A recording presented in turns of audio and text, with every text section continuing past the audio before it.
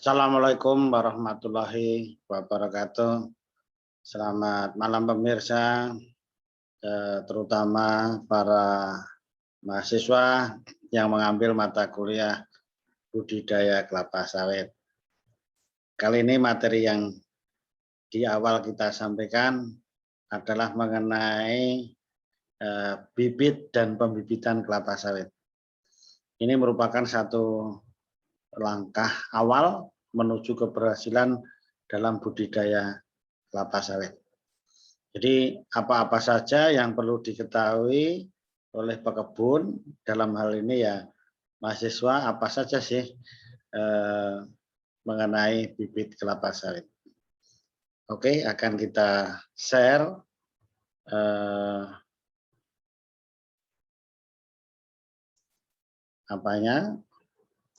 presentasinya.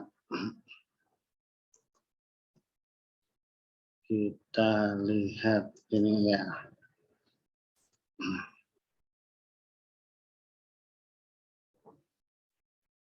Ya, ini judulnya bibit kelapa sawit dan pembibitan.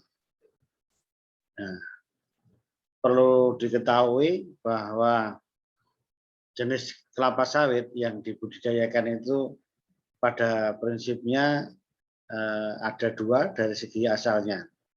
Yang pertama adalah Elaeis guinensis yang berasal dari Afrika, terutama Afrika Barat, dan Elaeis olivera yang berasal dari Amerika Latin.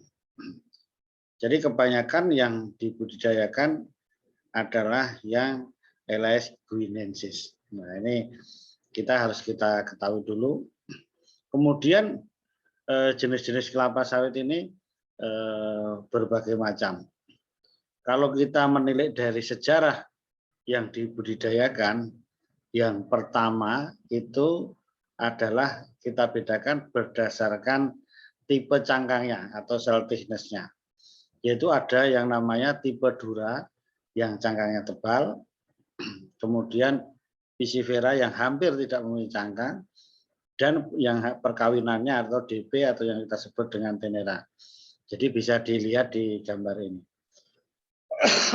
Jadi pada awalnya di Indonesia itu yang dikembangkan dulu ya dura. Dura ini mempunyai sifat-sifat karena cangkang yang tebal, dengan demikian mesokapnya menjadi lebih tipis. Oleh karena itu yang dicari padahal banyaknya minyak CPO-nya. Nah, meskipun juga ada PKO-nya. Nah, oleh karena itu produktivitas minyaknya menjadi rendah. Dengan berkembangnya waktu maka ada program pemulia tanaman breeder ini mencari yang utama karena masih minyaknya, makanya disilang-silangkan, dikawin-kawinkan dari dura ini kemudian dikawinkan dengan piscifera. Hasilnya adalah hibridnya tenera atau DP. Tentunya ini mempunyai kandungan minyak CPO-nya lebih banyak karena cangkangnya lebih tipis. Nah, ini. Kemudian pertanyaannya, kenapa tidak menggunakan piscifera saja yang memang paling tebal? Ya ini karena sering terjadi abortus untuk piscifera. Jadi ini dengan gabungannya ini sampai sekarang berkembanglah yang dipakai adalah yang tenera ini, DP. Dari sini juga menjelaskan bahwa kenapa kita tidak disarankan menggunakan tipe yang dari brondolan. Nah, karena itu perkawinannya tidak terkontrol, jadi tidak tahu duranya unggul atau tidak, pisciferanya unggul atau tidak. Kalau yang dari lembaga produsen resmi pemerintah itu kan memang sudah terstruktur dan itu jadinya bibit unggul. Kalau kita menggunakan mariles, soko piringan, cabutan, bibit abal-abal, ini nanti kalau ditanam terjadi segregasi, yaitu nanti akan terbagi menjadi 25% dura, 25% piscifera, dan 50% tenera yang tidak sebagus induknya tentunya. Nah, ini alasannya kenapa tidak digunakan bibit ini yang dari cabutan. Nah, ini bisa dibuktikan bahwa perkebunan besar itu juga selalu membeli bibitnya dari produsen, bukan mengambil dari yang brondolan sendiri atau cabutan sendiri. Itu dengan alasan ilmiahnya seperti itu. Kemudian itulah kenapa alasan menggunakan bibit yang berdasarkan tadi ya ketebalan cangkang.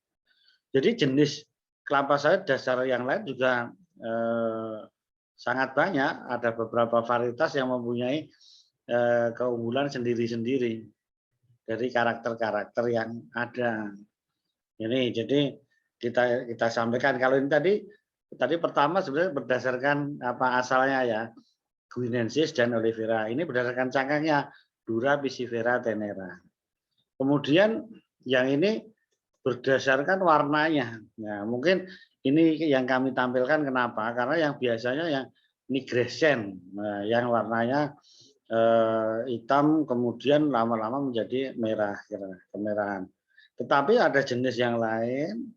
Ini contohnya yang virescent, yang kalau muda berwarna hijau, kalau matang berwarna oranye. Kan ada juga yang albescent. Jadi karakter-karakter kelapa sawit itu berbeda-beda.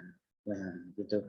Ada yang pertumbuhannya memendek, itu sangat lama atau pendek. Sementara ada yang cepat tinggi. Nah, itu contohnya Dampi misalnya, yang miliknya BPKS. Kemudian ada lagi karakter-karakter yang lain. Nah, jadi ada yang tangkainya panjang, ada yang seperti berduri, ya itu jadi karakter-karakter dari beberapa jenis kelapa sawit. Nah, ada juga yang membagi pelepahnya panjang, pelepahnya pendek, ya, begitu. Jadi mengenai cerita pelepah panjang dan pelepah pendek ini, itu semua ada yang unggul. Jadi ada yang unggul yang pelepahnya pendek juga ada, yang pelepahnya panjang juga ada. Ya, jadi tidak berdasarkan oh ini pelepah pendek mesti unggul, bukan. Pelepah panjang juga ada yang unggul. Ini kalau kita cerita mengenai jenis-jenis kelapa sawit. Yang penting adalah dikeluarkan secara resmi oleh pemerintah. Oleh karena itu akan dimiliki oleh lembaga produsen kecambah itu tadi.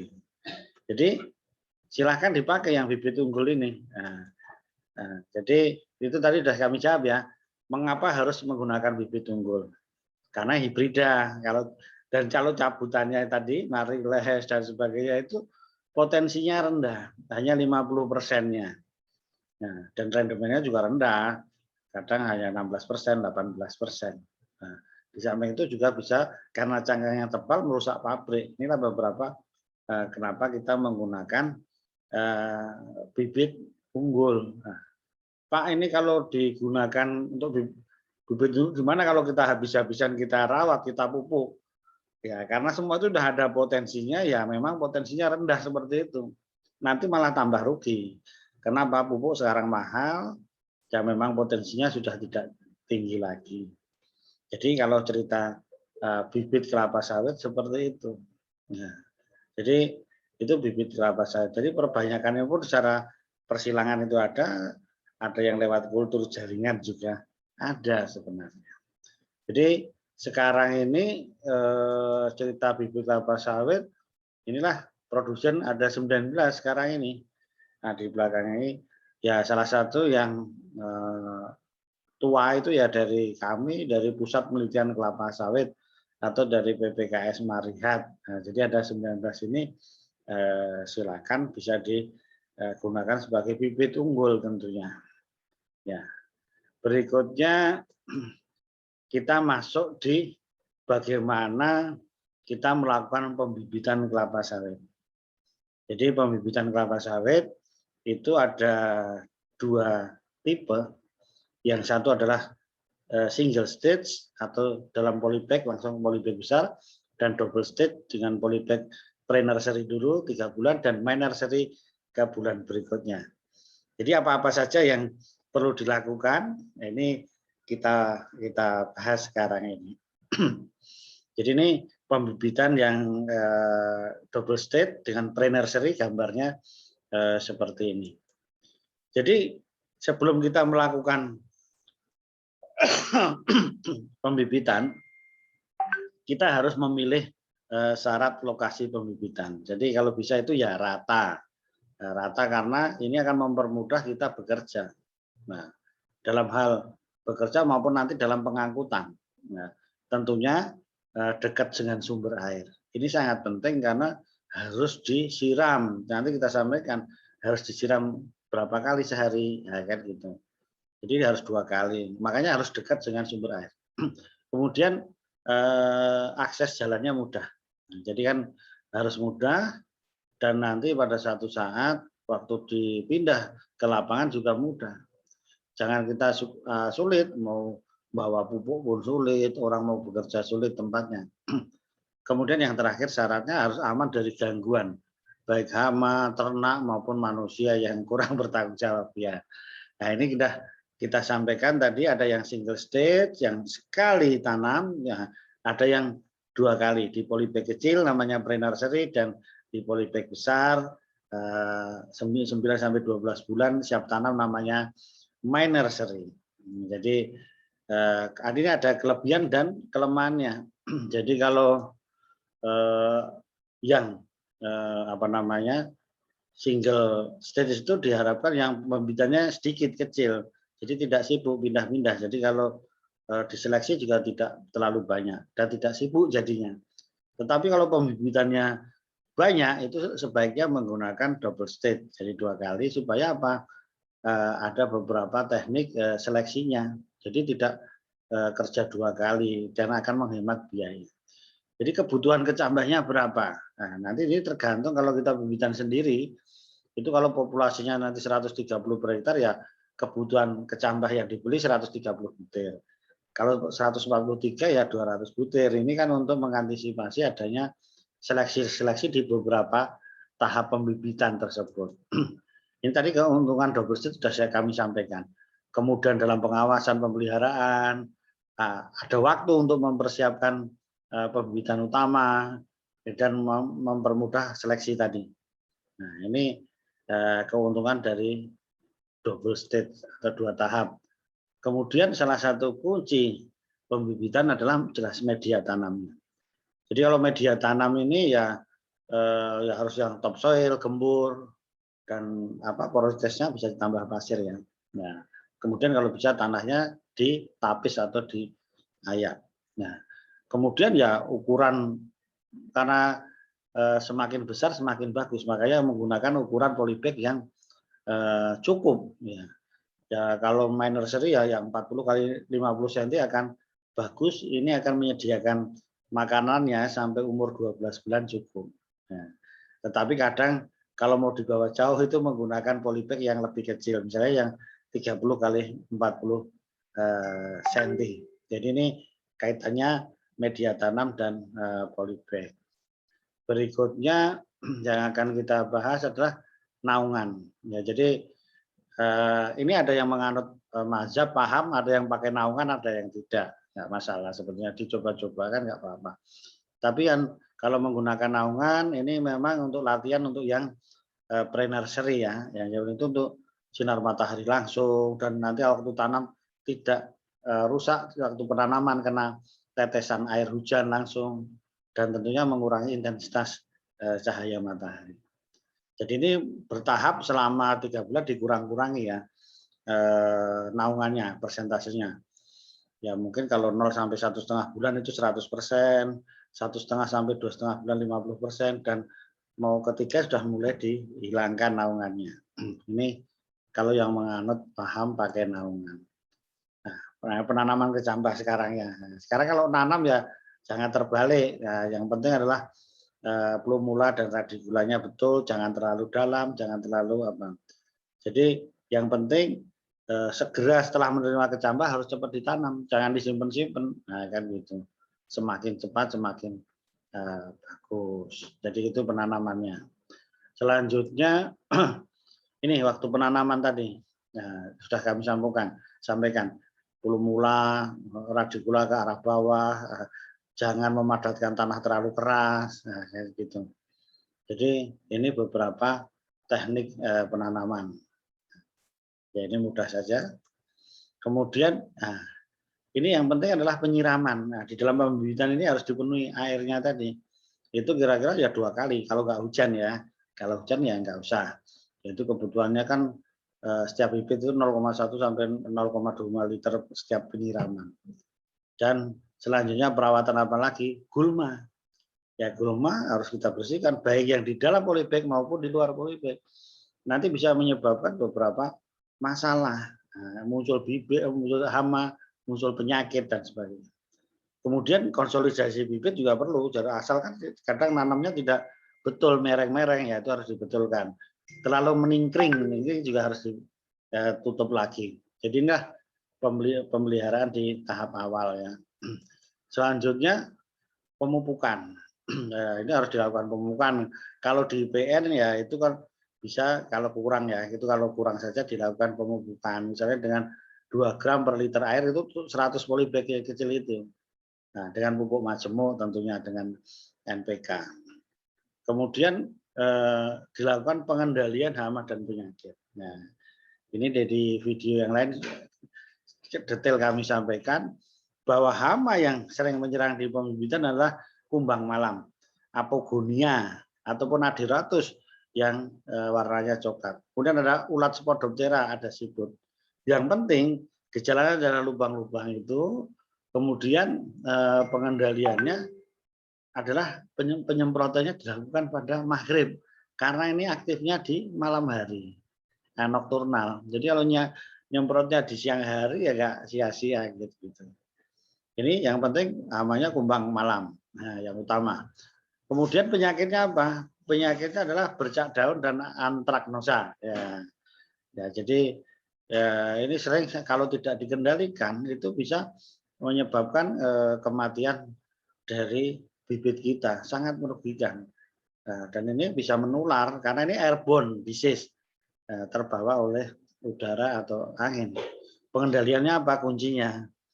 Yang pertama ya waktu itu tadi pupuknya harus bagus, penyiramannya karena ini kan di mana tanaman itu lemah maka mudah terserang penyakit bercak daun. Nah, kemudian kalau sudah terlanjur berat ya itu harus dipangkasi, dipotong. Jangan lupa pengendalian gulma juga harus yang bagus. Dan kalau sudah berat itu bisa dilakukan penyemprotan fungisida dengan cara dirotasi. Nah, beberapa fungisida yang beda bahan aktifnya harus digunakan. Contohnya Amistartop, Skor, nah, itu bisa diganti-ganti dengan interval kira-kira seminggu sampai 10 hari. Ini saya coba dan ini harus diperhatikan. Jangan sampai tanaman nanti kuntet bahkan mati karena terkena penyakit bercak daun maupun antraknosa. Jadi kendalanya di bibitan ini hama maupun penyakitnya. Kemudian selanjutnya ini seleksi bibit di PN. Jadi memang ya tergantung yang ada, bukan harus 10%. Makanya ketat tidaknya bisa tergantung. Tetapi yang abnormal ini yang harus diseleksi, termasuk yang kena penyakit tadi yang berat. Tetapi yang abnormal itu yang daunnya sempit memanjang seperti lalang, tumbuh kerdil, kemudian daunnya berputar, daunnya menggulung, daunnya kisut, nah daunnya mangkok dan sebagainya. Ini yang harus kita seleksi, tidak kita gunakan. Tetapi yang double polyembrioni kembar itu bisa dipisahkan nanti umur 2,5 bulan. Itu bisa digunakan semua. Jadi ada keuntungannya. Biasanya bisa sampai 15%. Dan ini sudah dibuktikan bahwa yang polyembrioni, multiembrioni kembar itu bisa digunakan. Jadi ini seleksi ya. tadi yang abnormal tadi harus dibuang. Kemudian kita masuk di bibitan utama. Kalau sudah 3 bulan dipindah di polybag besar. Nah, jadi harus di arealnya harus disiapkan rata, kemudian siapkan penyiramannya menggunakan apa, dan harus dipagar, nah, supaya tidak terjadi gangguan dari ternak biasanya. Nah, ini pembibitan utama. Jadi gambarnya seperti ini. Yang penting adalah penyusunannya, lintrenya. Jadi bisa menggunakan ukuran yang segitiga. Kalau polybagnya besar tadi yang bagus supaya cahaya matahari masuk di umur 12 bulan juga bagus. Itu menggunakan 90 kali 90 kali 90. Itu bisa memuat sekitar 12.000 bibit. Nah, tapi kalau kurang disempitkan lagi 80. Kemudian kalau polybagnya agak kecil bisa 70 nah, senti ya. Ini mengenai jarak tanam pengukurannya ini. Nah, kemudian selanjutnya penyiramannya. Penyiraman yang paling bagus yang menggunakan apa ya, sprinkle karena lebih teratur. Tapi ada yang menggunakan sistem gembor, menggunakan selang bertekanan seperti Sumi Samsui. Tetapi dengan menggunakan sprinkle menjadi lebih bagus karena akan seragam dan tidak tergantung pada manusia. Jadi penyiraman sangat penting di pagi hari dan di sore hari, dan jangan kalau musim penghujan ya tidak disiram. Nah, ini mengenai penyiraman. Nah, kemudian tadi penanaman sudah, dan ini kita kasih jarak 99 tadi dari beberapa yang ada. Itulah kalau mengenai penanamannya. Kemudian kita pelihara tadi penyiraman, sama penyiangan gulmanya tadi ini penting juga. Karena jangan sampai memicu serangan penyakit bercak daun. Nah, dan tempat sembunyinya dari kumbang malam, apogonia maupun adirotus. Nah, jadi penyiramannya sama, menggunakan sprinkle lebih bagus. Kemudian penyiangan tadi gulmanya yang di dalam polybag maupun yang di luar polybag. Selanjutnya pemupukan sudah ada jadwalnya menggunakan pupuk NPK, bahkan ada giserinnya karena sering terjadi kekurangan Mg. Nah, itu. Dan waktu-waktunya sudah ada dikasihkan. Kemudian nanti setelah umur mau siap tanam itu dilakukan seleksi. Ini bisa sampai 15%, tapi ini tidak ada patokannya sebetulnya. Jadi yang abnormal seperti di atas itu ya bisa dilakukan seleksi, dibuang supaya nanti tidak terikut. Termasuk ini muncul yang tadi kena bercak daun, kemudian nampak ada crown disease, dan ini penentuannya juga sudah ada standarnya masing-masing bibit. Tingginya sekian, jumlah pelepahnya sekian, diameter bonggolnya berapa juga sudah ada. Jadi tinggi tanamannya juga ada. Inilah seleksi pembibitannya. Jadi itu saja secara ringkas kita kuliah mengenai bibit dan pembibitan kelapa sawit supaya mendapatkan bibit yang baik dan benar. Nah, itu ya baik itu artinya secara teknis jagur bagus sesuai standar, benar artinya bibit unggul yang memang tanaman unggul. Ini yang penting sebagai langkah awal keberhasilan budidaya kelapa sawit kita. Jadi sudah kita rangkum masalah-masalahnya apa, titik kritis-kritisnya dari pembibitan kelapa sawit ini. Terima kasih atas perhatiannya. Kalau ada pertanyaan silahkan chat di kolom di bawah ini di channel ini. Terima kasih atas perhatiannya. Assalamualaikum warahmatullahi wabarakatuh.